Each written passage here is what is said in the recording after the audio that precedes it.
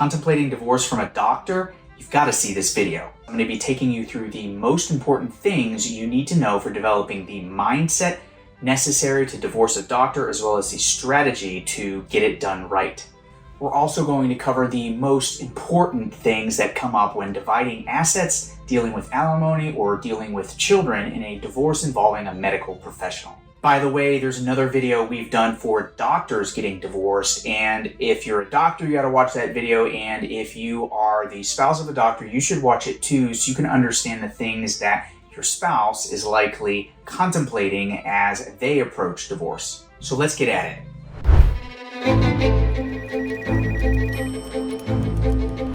When you're divorcing a doctor, you have to have the right mindset. This is because in the legal proceeding, the way your spouse is perceived is going to be different than they may have made you feel during the marriage.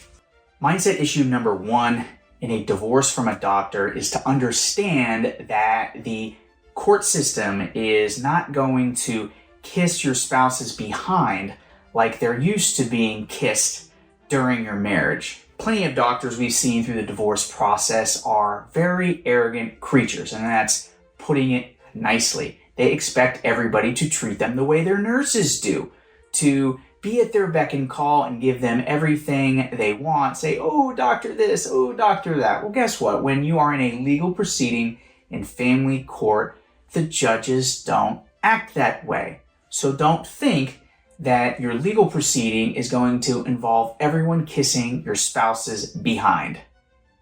Mindset issue number two when divorcing a doctor: don't let your spouse feel like they're too important in the divorce process. They are used to getting their way and controlling everything and having things go according to their plan. That's why you're probably getting divorced. Don't let that happen through your actions or the legal strategy of your attorney during the divorce.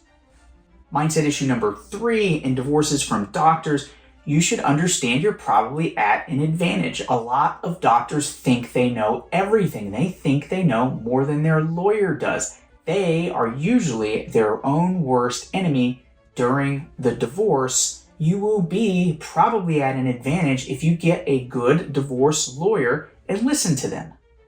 Top legal strategies for divorcing a doctor. When you're divorcing a medical professional, you have to have a strategy. This is where the divorce cases are won and lost, meaning dragged out or not dragged out. The big picture here is you have to keep the pressure on when you're divorcing a doctor, and you have to have a lawyer who looks the part. Doctor divorce strategy component number one: keep the pressure on. There are two types of doctors in a divorce case: those that have been in lawsuits before and those that have never been involved in a lawsuit. When you're divorcing a doctor who's never been involved in a lawsuit, they usually do not understand how the litigation can catch up with them. They will want to bury their heads in the sand and stall everything until they have time to get ready and deal with their lawyer. The best way to deal with these people is keep the pressure on in the case. Don't allow your case to stall. Set reasonable deadlines, and when they're not met, get orders from the court to compel your spouse to take action. When you're ready for trial, set the trial. Don't let things sit. This can cause your doctor spouse to feel like everything is rushing around them and they don't have time to catch up, and that can be when you settle. If you're divorcing one of the doctors that's been involved in litigation before, the same tactic is what you need to do, because they will understand how to litigate. They will understand that not moving the case is a sign of weakness, which could be leverage for them in settlement. Moral of the story: keep the pressure on, have reasonable deadlines through your lawyers, don't be a jerk, but move that case. Doctor divorce strategy component number two is have a lawyer that looks the part. A lot of doctors are very, very smart people. They usually deal with lawyers, or at least other doctors. They can almost smell competence and incompetence. You have to have an attorney that is going to get the respect of your spouse. If your attorney looks like a frump or is very passive or seems disorganized, your doctor spouse is not going to respect them, and that's going to affect how they evaluate settlement offers and how they weigh the decision to possibly go to court in your case. If they think that they are smarter than your lawyer, or them and their attorney is smarter than your attorney, you're going to be involved in the court case a whole lot longer. There's a lot to be said for settling cases out of court, but you should probably be working with a law firm that knows how to try a case in court. And a lot of those lawyers, like my firm, we do our best to keep cases out of court, but we know how to go to trial when we have to. And if you hire a law firm with that type of experience and reputation, then your spouse is going to know if they're not reasonable, your lawyer is capable of taking you to court and is not nervous about it, but is confident in doing so. Dividing assets in a divorce from a doctor, what do you need to know? The biggest things to deal with are determining whether your spouse is an employee or a business owner, dealing with the business if there is one, and then being very careful to assess any types of retirement or pension plans, especially those defined benefit plans that a lot of doctors have. Determining whether a doctor is an employee or an owner in a divorce, how do you do it? Oftentimes a tax return holds the key. If your spouse's income is all listed under W-2 wages on the tax return, then your spouse is probably just an employee. Good news there, the divorce might be simpler. However, if you see income reported on schedules C, D, or E of the tax return, odds are your spouse is an owner or at least partial owner of a medical practice. There's a few other things that can show up on those schedules, but if you see Schedule C, D, or E income, it's definitely something for an attorney to dig deeper on. Also, during the divorce, you want to make sure that your employer sends a subpoena to your spouse's medical practice so that you can get any types of employment agreements that might reflect changes in owner status since the last tax return was filed. If there haven't been any tax returns filed, well, there's a lot of digging to do. A doctor owns a medical practice and is getting divorced. When your spouse is an owner or you think might be an owner in a medical practice, there's a couple things that are really important in the divorce. You need to make sure that you get the financial records of the entity, and you're probably going to need to get a forensic accountant involved at some point. Make sure that you're getting the key financial statements for the entity to where your spouse works. Get the balance sheets, profit and loss statements, documents like that. The reason you need those types of documents is because if your spouse is an owner of a medical practice, the actual income and the actual value of the practice is not going to be readily apparent from basic documents like tax returns. You're probably going to need an accountant to go through, as an example, the profit and loss statement and add back certain deductible expenses for tax purposes that actually inflate the income for divorce purposes. Also, a lot of medical partnerships will own equipment that on the books and records of the company is depreciated for tax purposes, but actually has a value, especially these doctors that have these big X-ray or MRI machines. If some of this is sounding like a little bit of gibberish, yeah, that's why you got to have attorneys and usually accountants who understand this stuff so they can reconstruct your spouse's income to what it should be for family court and make sure that you're fully quantifying the value of the assets that you're entitled to probably a 50% share of. If your spouse does own an interest in a medical practice or you suspect that they do, you should check out the description for a link to an article about how a business is dealt with during a divorce. Separate issue, but check that out for more on that. Special considerations with dividing assets in a doctor divorce. A couple of things that come to mind to really pay attention to are investments in related businesses, such as a surgery center, and defined benefit plans. Doctors that are part of a practice group will sometimes spin off another entity that owns an imaging center or similar, to where the practice will refer patients to have certain imaging done, but also other practices in the area might send people to also. Sometimes surgery centers are operate in a similar manner. If your spouse is a physician and they own an interest in their medical practice, they might have one of those types of other corollary business interests. So you have to dig into the details. Usually this involves a deposition in the divorce case to make sure that you're not missing anything. Pension plans in a doctor divorce. This is usually a big issue. We've seen through our experience that with a lot of physicians, whether operating their own medical practice or part of a group practice, there is usually a defined benefit plan. A defined benefit plan is kind of like a 401k with a little bit better tax advantages, and a lot of physicians, if they become profitable, which many are going to contribute a lot of money to these plans because it minimizes their tax liability. If there is one of these plans that your spouse has an ownership in, you're going to need to make sure you get a lot of plan documents and you're probably going to need your lawyer to deal with the plan administrator and dig into what are those plan documents, what is your spouse's actual interest in the plan. You have to be very careful if you're getting divorced at a certain point mid-year. Your spouse's medical practice may not have made the contribution to the defined benefit plan for the prior year. So you really have to look closely at those types of plans and whether your spouse is entitled to funding from them. Sometimes you'll need to delay the divorce until after the corporate tax deadline, which is the deadline for making those contributions. You want to make sure you're not missing out because sometimes these contributions are $100,000 to $200,000, even more for some physicians. Alimony and divorcing a doctor. Here's what you need to know. The biggest issues with alimony and a physician's divorce come down to when the physician is employed and also when they are self-employed or an owner of a practice. There's a lot of details you have to pay attention to in each of those scenarios.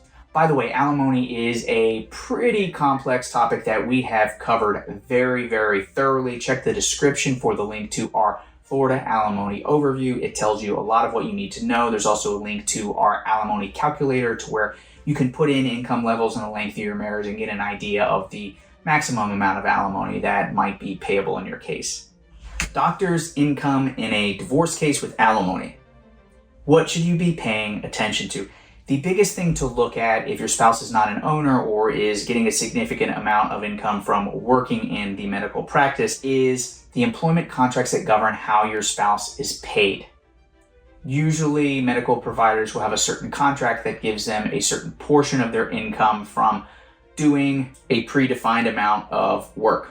What you have to look out for, though, is does the doctor get paid extra if they do rounds at a hospital or things above a certain amount of work hours? Or is there a formula for how they're paid based on the collections generated from payments on their work? This will vary by physician and practice, so you need to look into all these details in the divorce. Also, don't forget about consultant income.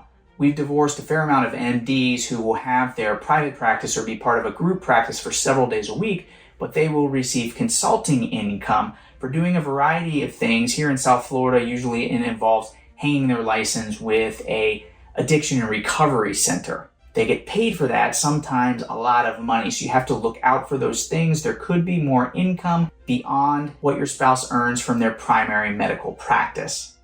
Divorcing a doctor who owns their practice brings special considerations with alimony. Your lawyer, probably an accountant, you'd be smart to get one here, have to dig into the business records of the business, the general ledger, the profit and loss statement, and they really have to look at the expenses that are listed. We see oftentimes physicians will depreciate equipment that's purchased in the year of purchase or over 1 or 2 years, and that will make their taxable income lower than it would actually be for family court. So you have to have an accountant go and add those depreciation expenses back in almost all cases. Also, doctors are no different than any other business owner. There are in-kind benefits that are run through the business, basically payments for personal things that are legitimate to run through the business for tax purposes that get added back to income for divorce purposes. You have to have your lawyer and probably an accountant look at the records of the business to make sure you're capturing all of those add backs. It can really make a difference in increasing the amount of alimony that you receive. How is alimony determined in a divorce when you're living beyond your means? We have a lot of physicians who have a family that is spending more than they should. They're spending all of their income, sometimes more, to keep up with Dr. Jones and family. The issue here to recognize is if this is you, if this is your family unit, if you are spending more than you can really afford to be spending, your alimony is not going to cover the lifestyle that exceeds the income. Lawyers and forensic accountants will dig into all that stuff during your divorce. Just recognize this could be an issue. We see it a lot with medical providers, a little bit more than some of the other professions. Here's an extra alimony tip when divorcing a doctor. If you were in a relationship or married to your spouse when they were going through medical school, a great strategy sometimes is to use those facts to your advantage. We've had plenty of clients who, as an example, worked as a nurse while her husband was going through medical school and pulled extra shifts to be able to keep the family above water. If this is you, your attorney can't use that to your advantage because in a lot of states, especially Florida, that type of thing can be considered as a balancing of the equities in determining the amount of alimony and how long alimony is paid. Medical school may be a long time ago, but if you really supported your spouse, especially financially, as they were going through medical school, you can use it to your advantage when making your argument for alimony in your divorce. Doctors and child custody. How do these things go together in a divorce? There's some practical realities here that you really should keep in mind. When divorcing a doctor, you have to realize there is some respect for the medical profession when it comes to safety. Doctors are tasked with taking sick people and making them better. They went to medical school. Everything is about improving health or at least maintaining it. You have to understand that there's a background, usually impression, of this with most judges. This can be relevant because if you're going to allege that your husband is unsafe to take care of a child, a lot of judges, without hearing more, might be thinking, hey, how is this person safe to go be a medical provider and be trusted with the health of patients, but isn't safe or fit to take care of their own children? So there's a little bit of that sometimes going on in a divorce case where child custody is an issue with a doctor, but these general presumptions or biases that might be in some family court judges, certainly not all, can be overcome with evidence. So if you're going to make an argument that your physician spouse is unfit to take care of children, you better have some facts to back that up. Work schedules matter in a physician's divorce. The fact is, a lot of doctors are overworked. They work long hours. This is a very important fact in a child custody case. If your spouse has been working 80-hour weeks or 60-hour weeks for 10 years, that can be a big thing in a divorce. Some states, especially Florida where I practice, recently came out with this presumption of equal time sharing in divorce cases, and we've had a fair amount of clients married to doctors who come in and they think that their physician spouse is automatically getting 50% of the time with their kids. But when the spouse has been working these 60, 80-hour weeks and has historically proven incapable of meeting the needs of a child, especially a school-age child, it's going to be hard for that physician spouse to get that equal time sharing schedule in court if you are a much more available parent and have been so during the majority of the marriage. What about legal fees in a physician's divorce? The way legal fees are handled will come down to the law of your state. In Florida, we have a general concept that if one spouse is making much higher income than the other spouse, they're probably going to be contributing some towards their attorney's fees and costs if the spouse has an actual need for it. This can become kind of a convoluted topic. Check out the link in the description for our article on how legal fees are dealt with in a divorce. Just know if your spouse makes many multiples of income higher than you, they're probably going to be contributing something towards your legal fees, but talk to a lawyer to really look into this closely. I bring this up because some people hear about all the involvement that might be in a divorce case involving their physician spouse, and they start adding up in their mind, rightfully so, how much a lawyer will cost. Just note it might be possible for your spouse to be required to pay some of your legal bills. I hope this has been helpful to you. Please share, subscribe if it has been, and remember to check out the resources in the description below. Especially consider taking a look at our guide for doctors on how to get divorced. That'll give you some insight into what they might be thinking or how they might be advised. Also below, we have links to various resources. We have a whole set of books that are written about difficult divorces from narcissists, some of the things that might resonate with you as you're watching this. And you can get those books for free through the link in the description or www.divorceinformationbooks.com. If you're at the point of where you're getting close to divorce and you want to have a consultation with an attorney, we welcome hearing from you. My law firm represents clients in Florida from Vero Beach, south to Miami, and a few other counties on the west coast of Florida.